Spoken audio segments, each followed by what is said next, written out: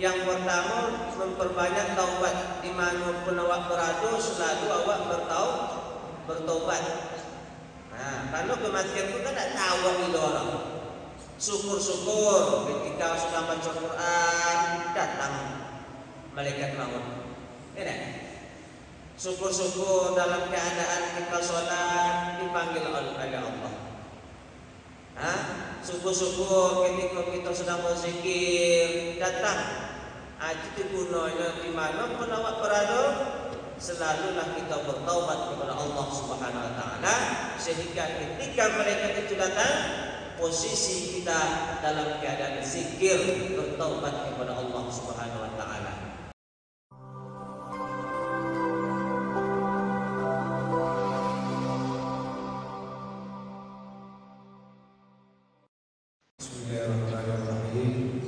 Assalamualaikum warahmatullahi wabarakatuh.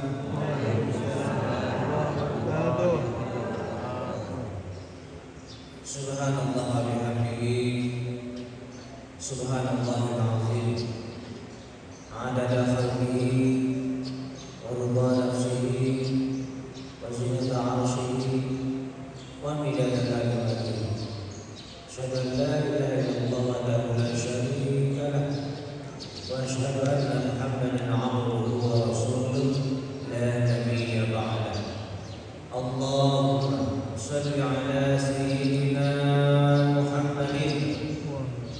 Assalamu alayka ya Rasulullah, assalamu alayka ya Habibullah, assalamu alayka ya khatamal anbiya wal mursalin, ya sayyidal mursalin, ya imam al-dhakirin, ya qahidal mu'minin, wa ala alihi wa ashabihi wa man tabi'ahum bi ihsanin ila yaumiddin.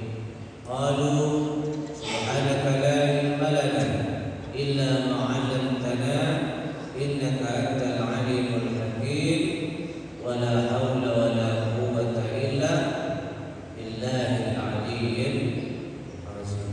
Yang sama-sama kita muliakan itu pengurus Masjid Al-Ghufran, dan juga yang sama-sama kita muliakan para ustaz yang hadir pada kesempatan ini, dan juga bapak, ibu, seluruh jemaah yang hadir. Mudah-mudahan kita semua selalu dalam lindungan Allah Subhanahu wa taala. Baik, dalam kesempatan ini pertama-tama mari kita mengucapkan syukur alhamdulillah kehadiran Allah Subhanahu wa taala atas segala rahmat, nikmat yang Allah berikan kepada kita. Mudah-mudahan segala rahmat, nikmat yang Allah berikan kepada kita ini bisa kita pergunakan kepada jalan yang diridhai. Amin ya rabbal alamin. Salat dan salam kita kirimkan kepada Rasulullah dengan ucapan Allahumma shalli ala sayyidina Muhammad wa ala ali sayyidina Muhammad. Mudah-mudahan kelak yang terakhir kita mendapatkan syafaatnya. Amin ya rabbal alamin. Bapak dan Ibu yang kami muliakan, Rasulullah SAW mengingatkan kepada kita dalam sebuah hadis, pergunakan yang 5 sebelum datang yang 5. Kita harus qabala khamis. Pergunakan yang 5 kata Rasul sebelum datang yang 5. Yang pertama kata Rasul, hayataka qabla mautika. Pergunakan masa hidupmu sebelum datang masa matimu. Masa hidup adalah masa tempat kita mempersiapkan amal ibadah untuk mempersiapkan diri menghadap Allah Subhanahu wa taala. Kita hidup, semua yang hidup pasti akan merasakan kematian. Semua yang hidup pasti akan merasakan kematian. Kullu nafsin za'iqatul maut. setiap yang bernyawa pasti akan merasakan kematian, kata Allah. Qul innal mauta alladzi tafirruna minhu fa innahu mulaqi. Katakanlah, kematian yang kamu lari daripadanya, sesungguhnya kematian itu akan datang menjumpai kamu. Jadi kita tidak bisa lari dari kematian, melakukan persiapan yang harus kita perbuat. Apa persiapannya? Allah Subhanahu wa taala sudah menjelaskan dalam Al-Qur'an, wa tazawwalu fa inna khairaz zadi taqwa. Berbekallah kamu, kata Allah, sesungguhnya sebaik bekal itu takwa kepada Allah Subhanahu wa taala. Jadi janganlah sangka Bapak dan Ibu, kematian yang akan kita alami, kematian yang akan kita jalani itu suatu hal yang mudah. Berat yang akan kita alami bersama Bapak dan Ibu. Ya. Rasulullah SAW menjelaskan itu kepada Siti Aisyah. Ya ummul mukminin, ma asyaddu minhum 'ala al-mayyit. Wahai ummul mukminin, wahai Aisyah, tahukah engkau apa yang berat yang dirasakan oleh seseorang ketika ia meninggal dunia? Ya, beratlah suawak persoalan hidup di dunia kau, terasa korek, terasa nyali persoalan yang menghadapi di dunia kau. Kata Rasulullah, belum. Sehingga itu dikatakan Rasul kepada Siti Aisyah, ya ummul mukminin, ma asyaddu minhu 'alal mayyit. Tahukah engkau Aisyah apa yang berat yang dirasakan oleh seseorang itu ketika ia meninggal dunia? Maka Siti Aisyah menjawab, Allah wa rasuluhu a'lam. Allah dan Rasulnya yang lebih mengetahui. Maka Rasulullah menjelaskan itu kepada Siti Aisyah. Tentu itu adalah penjelasan untuk kita semua. Ya, jadi jangan awak santai-santai Bapak dan Ibu. Kan ada orang kadang-kadang semayanglah, besok awak mati. Nah, besok lah. Lah, besok itu ibadah itu besok aja. Nah, gini kok masuk itu gunakan dulu. Itu kan salah namanya. Menganggap bahwa kematian yang dialami, proses setelah mati itu dikiranya mungkin mudah. Nah, itu gambaran yang diambil Rasul saja ketika kita mau setelah meninggal itu. Gimana itu perannya, kata Rasul? Nah, itu diceritakan Rasul kepada Siti Aisyah. Wahai Aisyah, sesungguhnya keadaan yang berat yang dirasakan oleh seseorang setelah dia meninggal itu ketika orang-orang hendak membawanya masuk ke dalam rumah untuk dimandikan. Kemudian mereka melepaskan cincin dari jari manisnya, melepaskan pakaian dari badannya. Maka kata Rasul, ketika itu ruhnya melihat jasadnya terlentang, maka ruhnya menyeru dan memanggil-manggil dengan suara yang dapat didengar oleh seluruh makhluk kecuali jin dan manusia. Apa kata Allah itu, kata Rasul? Wahai orang-orang yang hendak memandikan aku mohon kepada kalian demi Allah, hendaklah kalian melepaskan pakaianku dengan pelan-pelan. Kenapa? Karena aku sedang istirahat dari sakitnya pencabutan ruh oleh malaikat maut. Kemudian kata Rasul, ketika orang-orang hendak memandikan jenazah itu, ruhnya kembali menyeru, wahai orang-orang yang hendak memandikan aku mohon kepada kalian demi Allah, janganlah kalian gunakan air yang terlalu panas dan jangan pula air yang terlalu dingin, karena sesungguhnya jasadmu habis terbakar dengan sebab pencabutan roh oleh malaikat maut. Kemudian tidak sampai di situ, wahai bapak dan ibu-ibu, ketika orang-orang sudah memandikan jenazah itu, mau memandikan jenazah itu, rohnya kembali menyeru, wahai orang-orang yang memandikan aku, janganlah kalian pegang aku dengan cara yang kasar, jangan kalian pegang jasadku dengan cara yang keras, karena sesungguhnya jasadku habis terluka dengan sebab pencambukan roh oleh malaikat maut. Makanya Rasulullah mengajarkan kepada kita sebuah doa yang itu sering kita baca dan sering kita dengar. Wa taubatan qablan maut, wa rahmatan 'indal maut, wa maghfiratan ba'dal maut. Allahumma hawwin 'alaina fi syakaratil maut. Ompek kali bapak dan ibu, ompek kali awak diinginkan tentang kematian itu. Minta kepada Allah, wa taubatan qablan maut, terimalah taubatku ya Allah sebelum aku mati. Wa rahmatan 'indal maut, berilah rahmat ketika aku mati. Wa maghfiratan ba'dal maut, ampunkan dosaku ya Allah setelah aku mati. Allahumma hawwin 'alaina fi sakaratul maut, mudahkan aku ya Allah di dalam menjalani sakaratul maut. Jadi kalau ompek kali Rasul inginkan itu kepada awak, apakah itu suatu hal yang biasa-biasa saja? Itu tentu suatu hal yang luar biasa. Tentu mari kita senantiasa mempersiapkan diri untuk mempersiapkan kematian tersebut. Dan ada nyanyinya bapak dan ibu kan di pondok pesantren di Bandung tuh.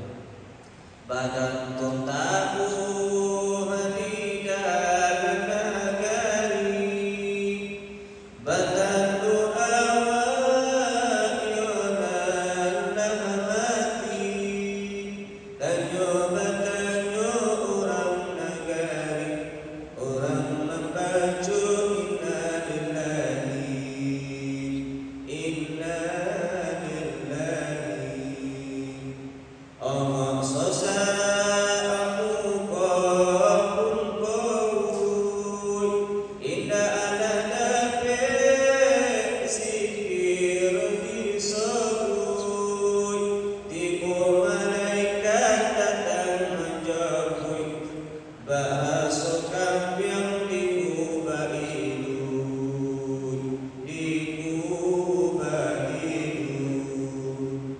gambarannya. Nah, tentunya banyak-banyak berdoa bapak dan ibu. Ya Allah biha, ya Allah biha, ya Allah bi husnil khatimah. Allahumma khtim lana bil Islam, wa khtim lana bil iman, wa khtim lana bi husnil khatimah. Jadikan itu setiap doa kita. Ya Bu. Nah, buat aku haram itu banyak, buat aku pangkat jabatan tinggi, tapi ketika kita meninggal dalam keadaan su'ul khatimah, na'udzubillah min dzalik. Biarlah kita hidup sederhana, tapi kita sujud kepada Allah, meninggal kita besok dikubur dengan sederhana pula, lalu kita akan disambut oleh Allah. Ya ayyuhan nafsul mutmainnah, irji ila rabbiki radiyatan mardiyah, fadkhuli fi ibadi wa dakhuli jannati. Jadi meninggal dalam keadaan husnul khatimah itu Pak dan Ibu, jadikan itu dambaan cita-cita awak. Nah, cita-cita. Nah, makanya kata Rasulullah, salah satu cara untuk mendapatkan meninggal dalam keadaan husnul khatimah itu banyak amalan Pak dan Ibu. 3 amalan. Yang pertama perbanyak taubat. Yang kedua berbakti kepada orang tua kita.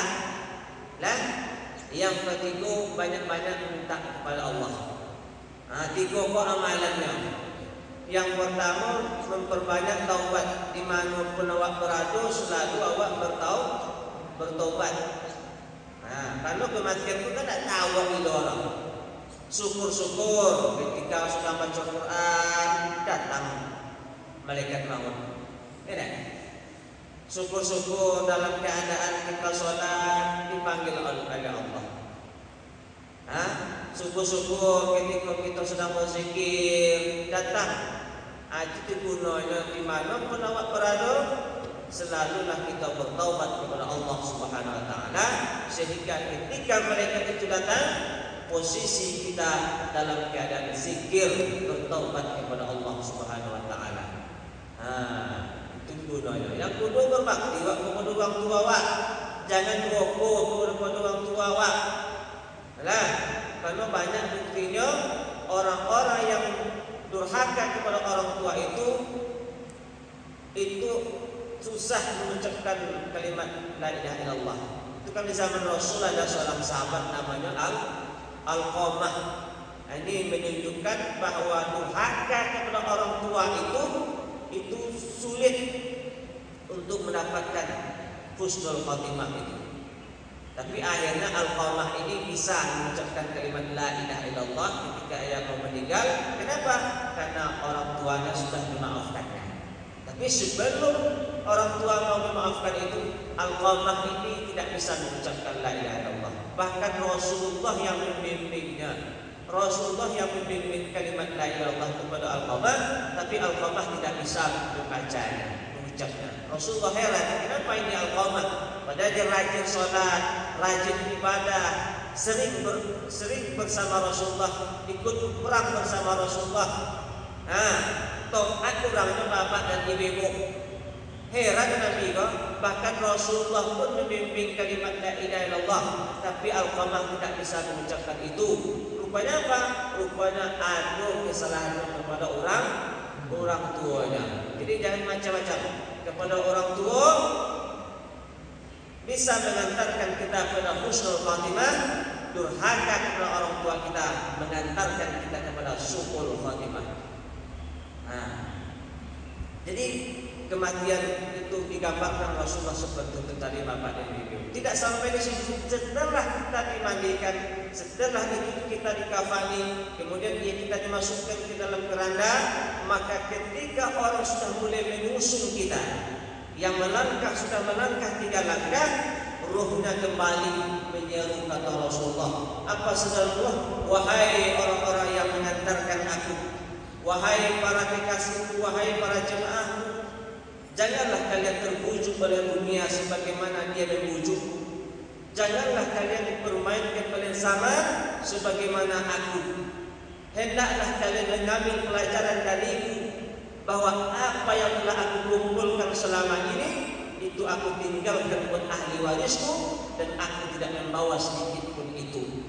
Sedangkan kesalahan-kesalahanku selama hidup di dunia ini itu Allah timpakan kepadaku, sedangkan ahli warisku bersenang-senang dengan harta yang ditinggalkan, kadang-kadang tanpa mau mendoakan aku.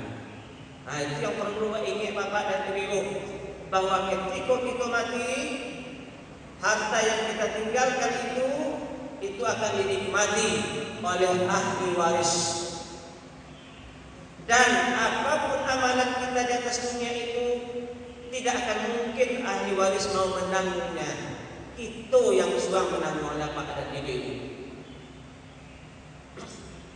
Dan itu sudah yang menanggungnya. Ahli waris akan mau menanggung itu.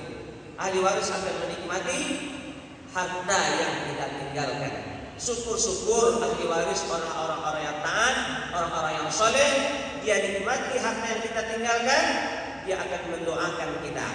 Tapi kalau keluarga yang ditinggalkan itu tidak taat, harta yang kita tinggalkan habis begitu saja, bahkan tidak peduli dengan kita. Na'udzubillah, summa na'udzubillah min dzalik. Kemudian jenazah itu bapak dan ibu, kata Rasulullah, disolatkan. Setelah disolatkan maka ia dimasukkan ke liang lahat. Maka ketika ia masuk ke liang lahat, ruhnya kembali menyeru kata Rasulullah. Apa suruh ruh? Wahai anak-anakku. Wahai anak-anakku, wahai saudara-saudaraku, tidaklah aku kumpulkan harta dunia yang begitu banyak, melainkan aku tinggalkan buat kalian.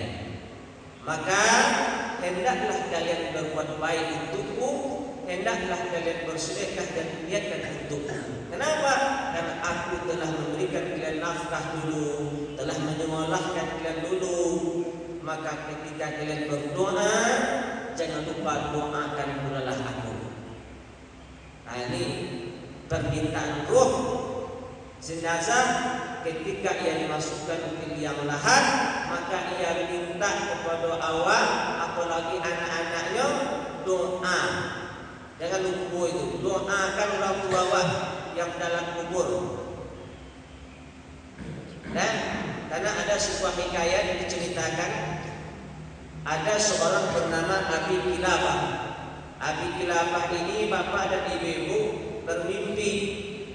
Dalam mimpi tersebut ia melihat kubur-kubur itu semuanya terbelah dan semua yang berpenghuni dalam kubur itu keluar, dan di depan setiap mayat itu terdapat talang yang bercahaya.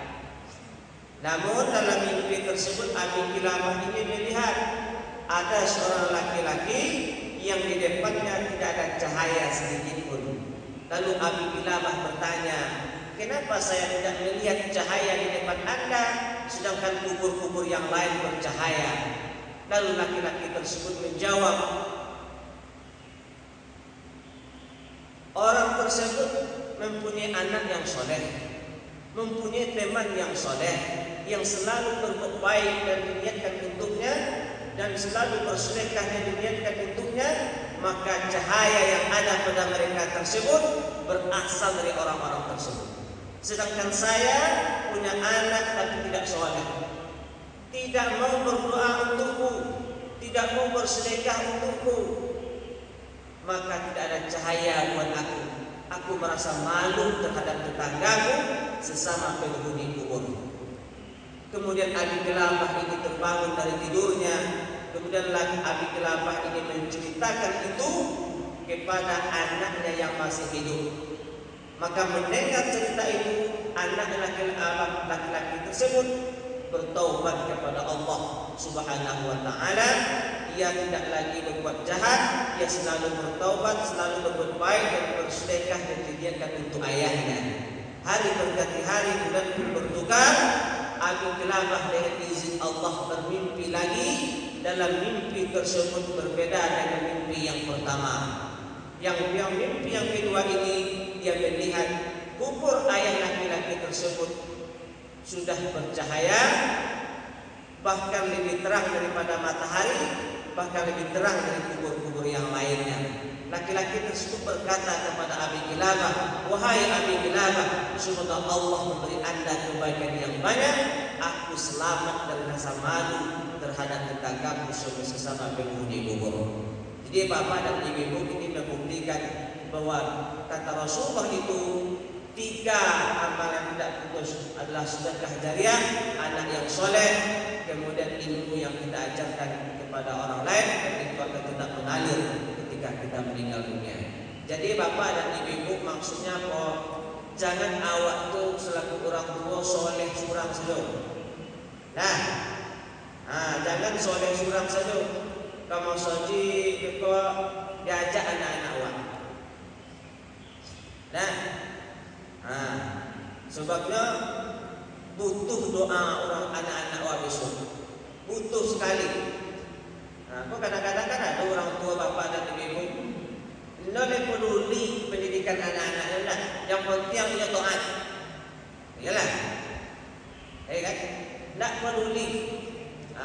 Ada orang beritu taat ayahnya, taat orang tua namanya, tapi terhadap pendidikan anaknya dia tak peduli. Itu rugi namanya, rugi. Apa ruginya? Ketika kita meninggal, putus amal awak. Siapa yang tadi awak lah? Awak semayang tak bisa lah kan? Nak mati.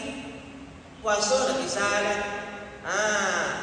Iko anak-anak awak yang awak tinggalkan, yang selalu mendoakan awak, itu yang tak akan pernah putus dan sampai doa anak itu kepada awak.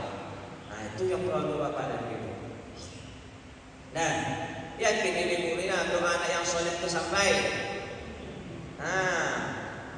Cukulah, jangan sampai tidak meninggalkan anak-anak yang tidak soleh. wal yakhshal ladzina law taraku min khalfihim dzurriyyatan di'afa.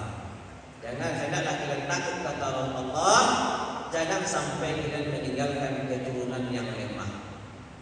Lemah di bidang ilmu teknologi, lebih-lebih lemah di bidang iman takwa kepada Allah Subhanahu wa taala. Jadi Allah sudah ingatkan itu kepada kita. Ada rasa takut, ada rasa khawatir, jangan sampai kita meninggalkan keturunan yang lemah. Sebab butuh itu doa-doa mereka. Jadi ini mungkin barangkali penyampaian tausiah ataupun kajian subuh pada kesempatan ini mengingatkan kepada kita bahwa kematian yang akan kita alami itu bukan suatu hal yang mudah, tapi adalah suatu hal yang dahsyat panjang yang akan kita alami. Salah satunya yang diceritakan Rasulullah, ketika kita meninggal itu prosesnya seperti tadi. Apalagi nanti masuk kita dalam kubur. Nah, itu panjang lagi prosesnya Bapak Ibu. Dalam kubur itu doa masuk kubur tadi, dan masuk kubur lah beda belum kajian itu. Banyak belum kajian di situ yang akan Pak hadapi. Nah, dalam kitab Kasyful Ghaibiyah dijelaskan itu kubur yang dihuni orang yang meninggal, itu kubur yang kita huni nanti itu menyeru kepada kita yang hidup ada 1000 kali satu hari satu malam. Memberikan tanda memberitahukan kepada kita persiapan menghadapi alam kubur. Jadi mungkin barangkali itu saja. Mudah-mudahan ada manfaat untuk kita semua. Terlebih-lebih bagi kami yang menyampaikan untuk selalu ingat kematian. Ingat kematian dalam rangka timbul kehusukan kita dalam beribadah. Mudah-mudahan kita semua hidup dalam iman, hidup dalam beramal saleh, dan mati dalam keadaan beriman. Amin ya rabbal alamin. A'udzubillahi minasyaitonir rajim. Bismillahirrahmanirrahim. Alhamdulillahirabbil alamin. Wassalatu wassalamu ala asyrafil anbiya'i wal mursalin wa ala alihi wa sahbihi ajma'in. Allahumma ighfir lana dhunubana wa liwalidayna warhamhuma kama rabbayana shaghira. Allahumma inna nas'aluka 'ilman nafi'an wa imanan kamilan wa yaqinan shadiqan wa khairan ghaliban wa syarran ba'idan wa waladan salihan wa 'amalan maqbulan wa tijaratan lan tabura ya arhamar rahimin. Rabbana zalamna anfusana wa in lam taghfir lana wa tarhamna lanakunanna minal khasirin. Ya Allah biha, ya Allah biha, ya Allah bi husnil khatimah. Allahumma ihdina lana bil Islam wa ihdina lana bil iman wa ihdina lana bi husnil khatimah. Rabbana atina fid dunya hasanah wa fil akhirati hasanah wa qina azabannar walhamdulillahi rabbil alamin. Assalamualaikum warahmatullahi